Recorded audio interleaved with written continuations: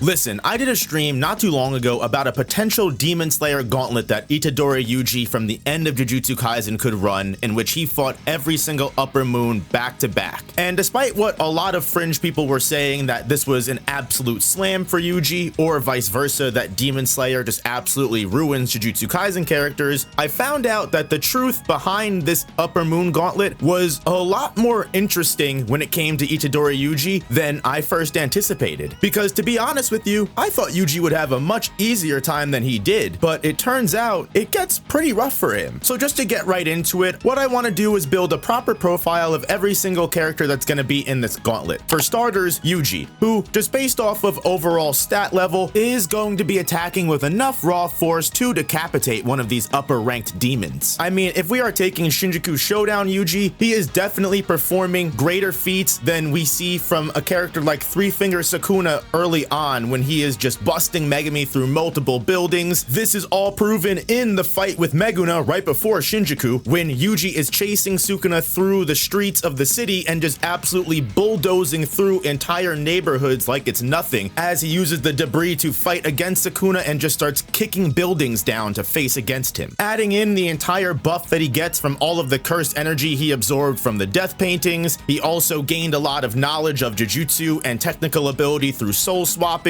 and being able to hit people with soul attacks of his own, and add in his curse techniques of blood manipulation, his new dismantle technique, as well as a domain expansion. Yuji is just as capable of dishing out a lot of damage as he is of taking it. I think when it comes to Itadori Yuji, he is casually bringing down entire city blocks, if not more so, and is more than capable of lethally wounding disaster level threats. And when it comes to the upper moon demons, I would have to say 1 through 6, despite having obvious stat differences between them, are at the very least starting base foundation level at special grade to disaster levels of power that are comparable to Jujutsu Kaisen's universe. Demon Slayer usually gets a bad rep in power scaling due to the human slayers actually not having powers and it's all just visual effects, but I have to tell you, the upper moons are 100% insane threats to Jujutsu sorcerers, all thanks to their blood demon arts. Yutaro almost obliterates most of the entertainment district himself with a self-destruction attack, and when we get to the top 3 moons like Akaza, Doma, and Kokushibo, they are carrying all of that power in their fists, sword swipes, and ice barrages. So even though Yuji will have reverse curse technique, he's definitely going to need to keep himself protected or dodge attacks. And when it comes to speed, Yuji is definitely one of the fastest characters in Jujutsu Kaisen, almost comparable to even Sukuna himself in a foot race. He's definitely comparable to other characters like Hikari, Sukuna, or Maki herself that potentially have reacted to lightning. So if all Yuji needs to worry about is attacking the neck, the demon's weak point, which are definitely capable of being decapitated by Nichiren blades from the human slayers, even though they might require power buffs from the red Nichiren blades or their slayer marks, if we give Yuji Nichiren gauntlets to use all of his raw strength with, the main issue he's really gonna have isn't decapitating the demons, but dealing with each individual upper moon's special gimmick. And on top of that, if you thought Yuji was fast, all of the upper moons are extremely faster than him, because if we are to use Hashira like Mitsuru Kanroji as a base, who are far from the fastest of the demon slayers, even she was dodging bolts of lightning point blank range while double jumping mid-air. And compared to people like Hikari and Maki, who are just barely moving out of the way or blocking the attacks, this is an effortless move, putting upper moon demons, even like upper moon 6 Gyutaro, who's keeping pace with some of the fastest Hashira like Tengen, way faster than even Yuji or other characters in Jujutsu Kaisen. But you'll come to see as we go through this video, even if we were to equalize speed and all stats, Yuji is still gonna have a major issue with most of these upper moons. Vice versa though, any single one of these demons is going to be at a major vulnerability to Yuji's domain expansion, which even though we haven't gotten a concrete definition as to what this domain does, it's pretty clear that it uses Yuji's soul dismantle as its guaranteed hit to absolutely destroy the soul of whoever is caught in its blow. So now that the stakes are set, let's have Yuji go through this gauntlet. What I truly want to focus on is how each character's battle intelligence and powers will individually react with one another. But first, a quick word from our sponsor, me. I don't need to give you guys the full spiel. You already know I'm a full-time content creator and I need to keep the lights on. If you enjoy my content and want to keep seeing more of it, please consider showing your support by becoming a member of the channel. $1 is all it takes to be a member, and it gets you instant access to the community Discord where we all hang out and keep discussions going after lives or uploads. And if you join the $5 tier, you also get access to exclusive streams on Wednesdays. Also, if you want more anime manga content in general, just check out my second channel where I cover all the weekly series you may or may not read, as well as post and stream extra content like tier lists and other fun stuff. I'll also have a third channel, annoying, I know, but this is where all the gameplay and stream highlights are going to go for the future in case you missed something. So just know that I love you guys and I appreciate all the support you give. Let's get back to the video. So to get this gauntlet started, the very first enemies that Yuji is going to be facing are going to be Gyutaro and Daki, the original upper rank 6 of the 12 Kizuki. And giving these two characters all of these base stats that we've already talked about, the main issue that Yuji is going to face, whether they are similar speed or not, both Gyutaro and Daki need to be decapitated at the exact same time to actually be defeated in battle. And because both of these characters are carrying an insane arsenal of skill, Gyutaro with his poison blood sides as well as his projectile blood slashes that he can throw to the point of destroying an entire entertainment district, or Daki who's able to turn her flesh into sashes that can be used as sharp weapons or just overwhelming attacks at every single angle. Gyutaro and Daki can also share an eye, which means their attacks, cooperation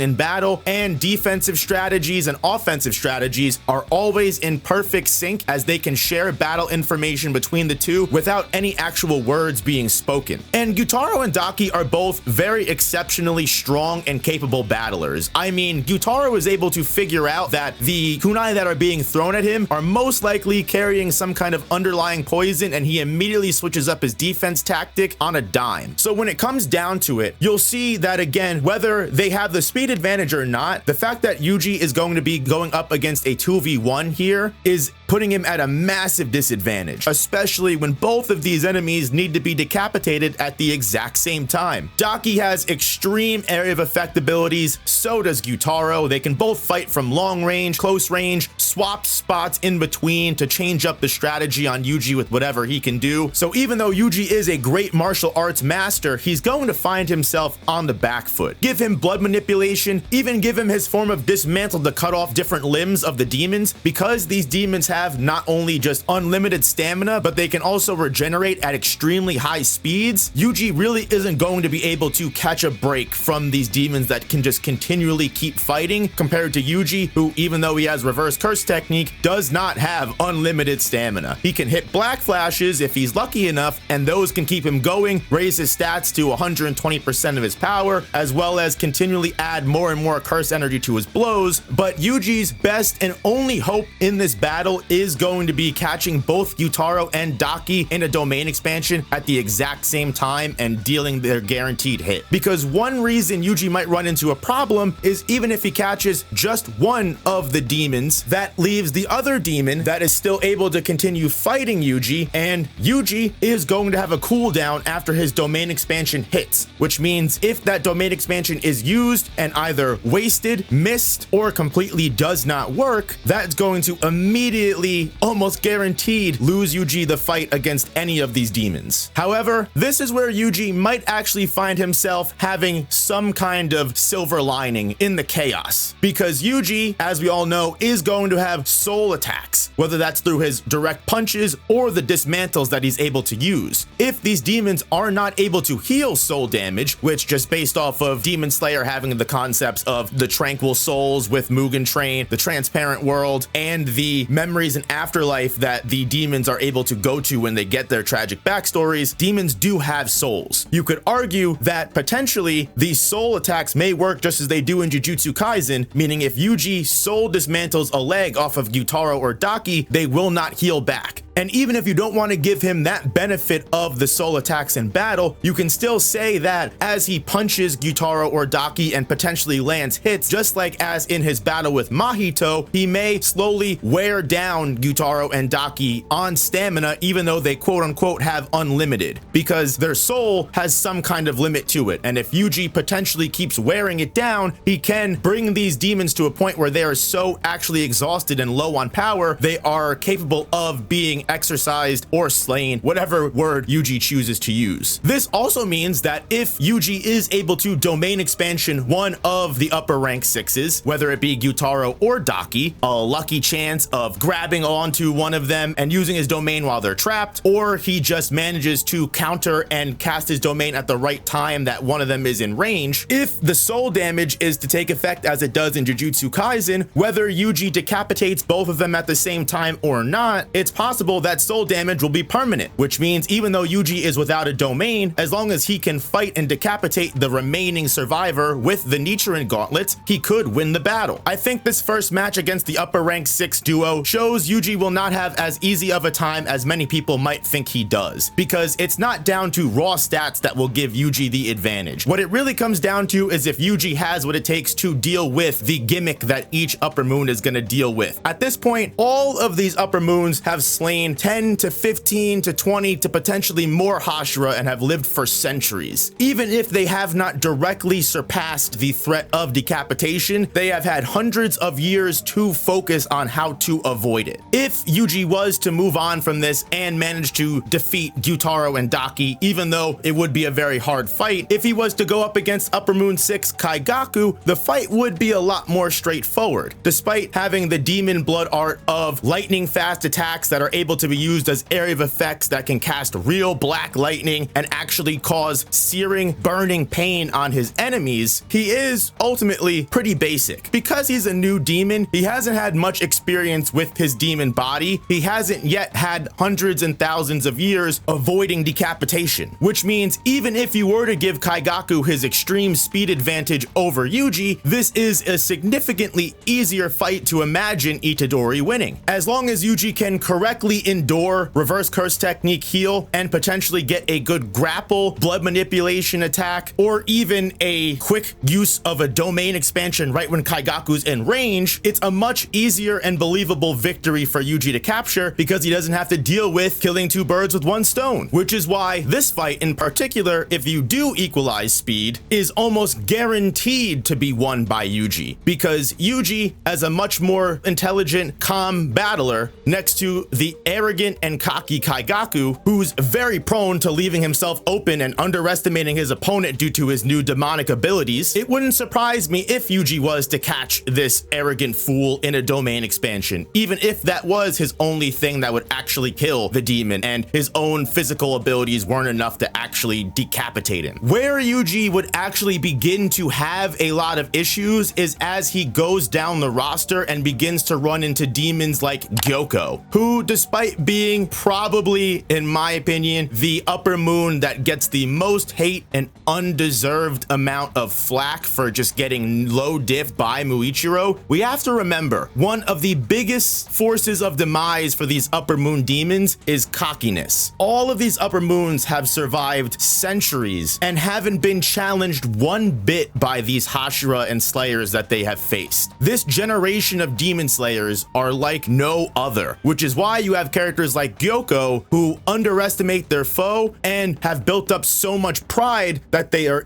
easily trapped in the emotional cages that Muichiro can put together for them. Because if you take his terrible personality out of everything, Gyoko's abilities, despite not being expanded much on in the main series, are actually reasonably insane and are going to be very tough for a sorcerer like Itadori Yuji to handle. Because as much research as I've done on this demon, it is almost guaranteed this guy, even in his base form, is going to be an issue for any hand-to-hand fighter, even with the extra skills Yuji has to deal with. Gyoko being able to just manipulate his own flesh, even revive himself and regenerate from his head if it gets decapitated. The biggest thing that you're going to run into, his pots, which for all intents and purposes, as far as I can understand, are just able to be conjured wherever Gyoko really wants. His porcelain vases, once spawned, act as basically teleportation portals for Gyoko to move move between in almost an instant, which means even if, again, you equalize speed here, Gyoko is going to be able to freely teleport between pots faster than Yuji is going to be able to break or destroy them or try and keep up. And considering there doesn't seem to be much range distance, you could argue that if Yuji tries to catch Gyoko in a domain expansion, he could just immediately pot out to a different pot that's completely out of range, potentially on the other side of the country, and then start summoning a bunch of giant fish that can swallow and eat Yuji whole. Or if that's too much for him to deal with, they can suck Yuji in and completely twist and contort his body and break his bones and destroy him. Or if that's too easy, then we can literally see Gyoko trapping Muichiro in a water prison that, if Yuji gets stuck in, is going to be really difficult for him to deal with and would probably suffocate and kill him. Granted, these are all obstacles that Yuji could probably deal with. I have no doubt in my mind, with the level of intelligence, with the level of skill and expertise Yuji has shown in battle, being able to use his environment to work for him, being able to adapt to any and all situations in combat, as we've seen him fight different curses, extremely powerful sorcerers that have different techniques that he doesn't even know or he's not aware of. He's walked in and out of domain expansions like it's nothing. Realistically, what I think is the biggest indicator of why Gyoko would be a problem for Yuji, whether you have the massive speed advantage that Gyoko would definitely have over Yuji or not, is Gyoko's merman form. Gyoko's merman form is not only an extreme boost to his speed, which means, again, even if you equalize speed, Gyoko's gonna get a buff to his speed after this and take the advantage there. The biggest issue is Gyoko has an ability to transmutate people. With just physical contact, anything that Gyoko touches ends up molting and transforming into a fish. So this means that Gyoko is able to not only move around freely, move faster than Yuji can potentially move, and throw hands himself. If Yuji even tries to throw hands with Gyoko, he's gonna get turned into a fish, which is just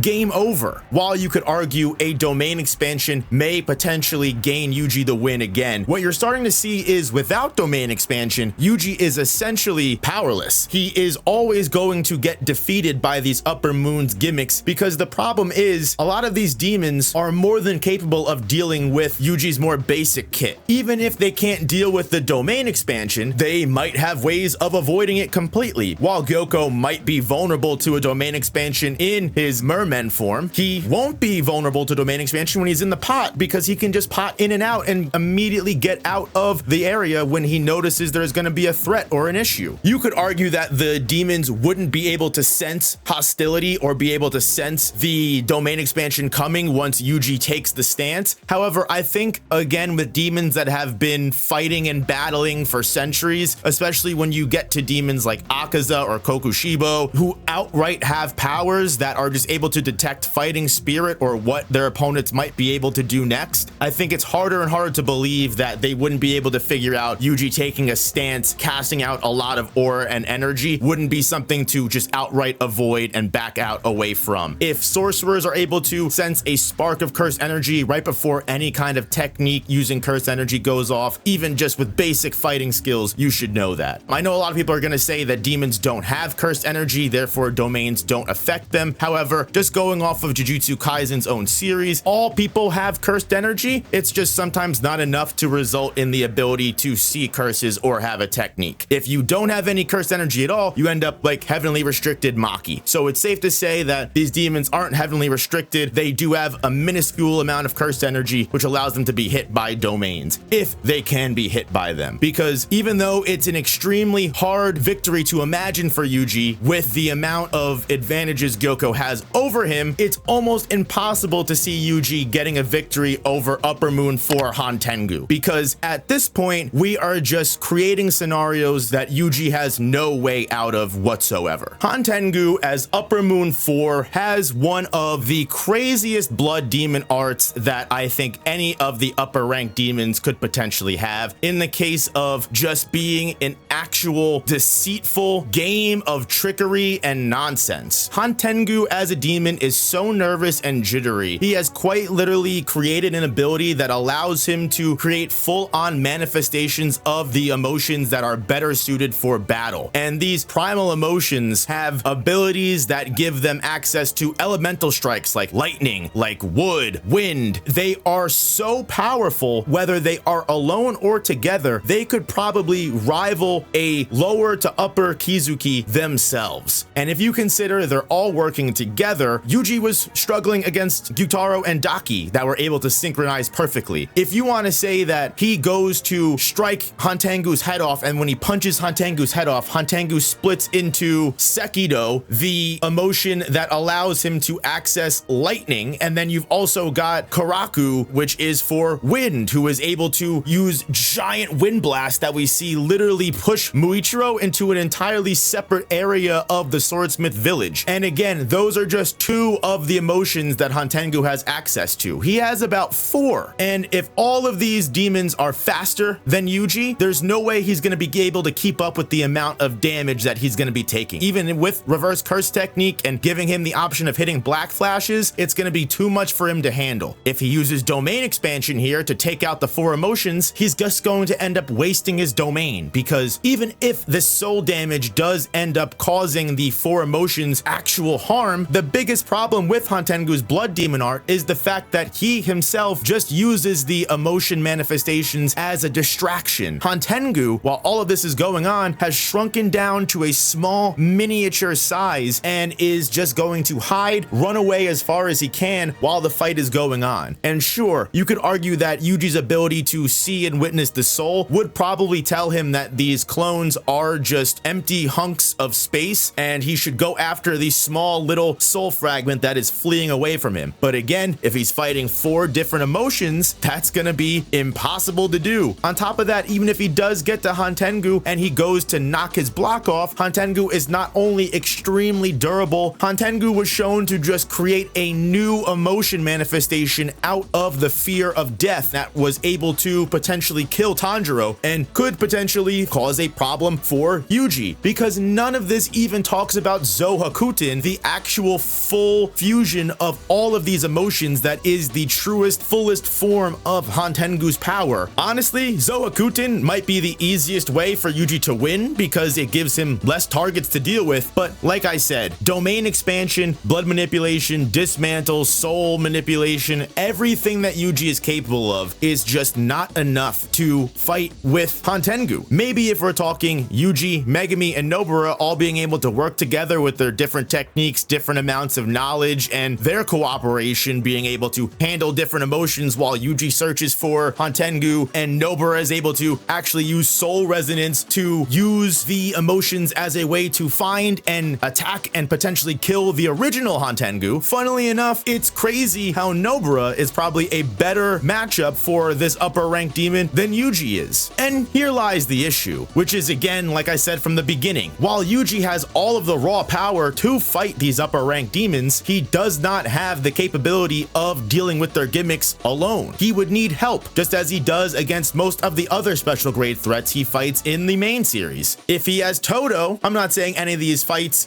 become instantly won, but they definitely become a heck of a lot easier. Because again, if this was a gauntlet where Yuji has to fight back to back one by one, you have to imagine that he would have definitely already lost by now, considering his stamina would be completely drained after just one of the first couple of fights that he has. And if he can only use domain once or twice in the gauntlet, and almost all of these demons require a domain expansion to beat, what else is this man going to do? Especially when he still has 3 upper moons left to handle. I think it's very clear that when it comes to facing the upper moons, Yuji, while having all of the ability, just isn't able to follow through. Akaza, with his destructive death compass needle, which essentially amounts to precognition, giving him the ability to predict all of Yuji's moves through his fighting spirit, and considering Yuji primarily revolves around throwing black flashes and getting in the zone, this is something that Akaza will easily be able to keep up with. Akaza can also launch long-range shockwaves with his fists and kicks with his destructive death, so he doesn't even need to get near Yuji to risk getting hit by domain expansion. And to be honest with you, Yuji's probably way better at talk no jutsuing Akaza into his backstory like Tanjiro did than actually beating him in a 1v1. Doma, with all of his ice abilities, is just an instant W with no chance for Yuji to even go up against. You give him the diamond dust, where as soon as Yuji gets in close quarters, his luck lungs are freezing, his eyes are freezing, his internal organs are completely shutting down because of the temperature. Doma was literally just playing with Shinobu, Inosuke, and Kunai the entire time. Just the fact that he can create 6 ice clones that rival his own power and just sick them all on Yuji at the same time if he chooses to not play around with Yuji makes me think there's nothing that Yuji would even be able to do, because Doma doesn't even have to get near him to get hit by a domain expansion. And don't even get me started on Kokushibo, who is speed blitzing characters like Akaza and Doma, which means, again, if we're giving them the speed advantage, Yuji's not even going to be able to think twice before he's completely decapitated. Moon breathing allows Kokushibo to fight from long range, so domain isn't really a problem. And even if you equalize speed, I just don't see a world where Yuji is competing with multiple 100-year-old demon slayer with unlimited stamina, moon breathing, transparent world, his own slayer mark, and yada yada yada. I can't yap any longer just to say that Yuji versus the upper moons is not anywhere as close as a lot of people would think it is, and I hope after this video that is very apparent. Please leave comments down below if you agree, disagree, or have any future thoughts. Don't forget to hit the like button, the hype button, since apparently that is important now, and subscribe if you don't want to miss any future content like this, and I will see you guys all in the next one.